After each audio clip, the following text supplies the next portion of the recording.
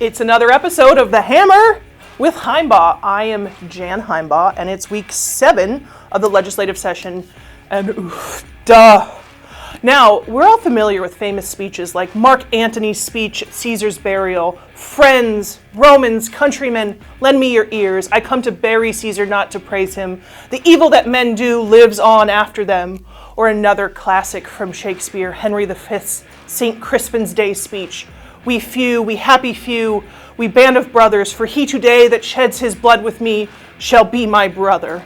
And we could never forget Patton's men, all this stuff you've heard about America not wanting to fight, wanting to stay out of the war is a lot of horse dung. Americans traditionally love to fight. All real Americans love the sting of battle.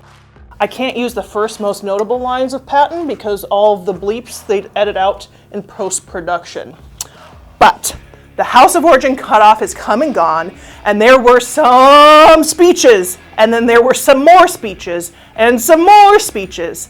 But first, this week's hat comes from Untamed Construction and the wonderful Spokane Home Builders Association. Nick Shield of Untamed Construction does fabulous remodels and custom homes. He also is pretty active at all levels of the Home Builders Associations, all the way to the top, and serves as the state rep at the National Association of Home Builders. He's very cool and very committed to helping our industry. Thanks for the hat, Nick, and for being an all-around stand-up good guy. Now, the Senate wrapped up cutoff in rather neat and orderly fashion, getting their business done in daylight hours while passing a couple of pretty good bills, including a nice permit reform bill, Senate Bill 5964, and a nice SEPA reform bill focused on residential construction, Senate Bill 5818.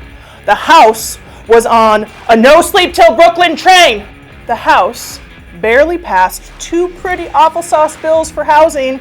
The first, increased energy codes, HB 1770, sponsored by Representative Doerr, and a governor request bill, at about 1:30 a.m. on Saturday or Sunday morning after a valiant floor fight from House Republicans. It squeaked through. Thank you to every member of the House who voted against this measure that increases energy code requirements and requires all new homes to be an undefined net zero ready, which at minimum will add $14,000 to the cost of a new home, if not upwards of $20,000 in housing. And in a housing crisis, the last thing the state should be doing is driving up the cost of housing. This bill was heard last week in the Senate Environment, Energy, and Technology Committee, and BIAW is continuing to fight against unnecessary cost drivers. We have many members who build green, net zero, and even net positive homes, and even they think this is the wrong way to achieve energy reductions in our state. And then there was ergonomics. Remember those famous speeches? Well, they ain't got nothing on a 9-hour floor debate that started on the evening of Valentine's Day.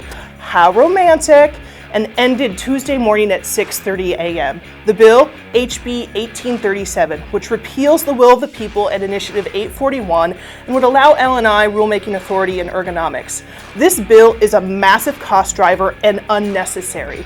L&I already allows workplace repetitive motion claims, but this would expand their rulemaking authority. Bad bill, vote no. This is now being heard this week in the Senate and Labor and Commerce Committee. Make sure you sign and oppose and log your opposition to this job killer and business killer bill. And we will see you this week at the BIAW board meeting and our legislative reception on Tuesday evening. Hooray for real life again. And I will close with another famous speech from the movie Independence Day, President Whitmore. We will not go quietly into the night. We will not vanish without a fight. We will live on. We are going to survive. Home start here. Himebaugh out.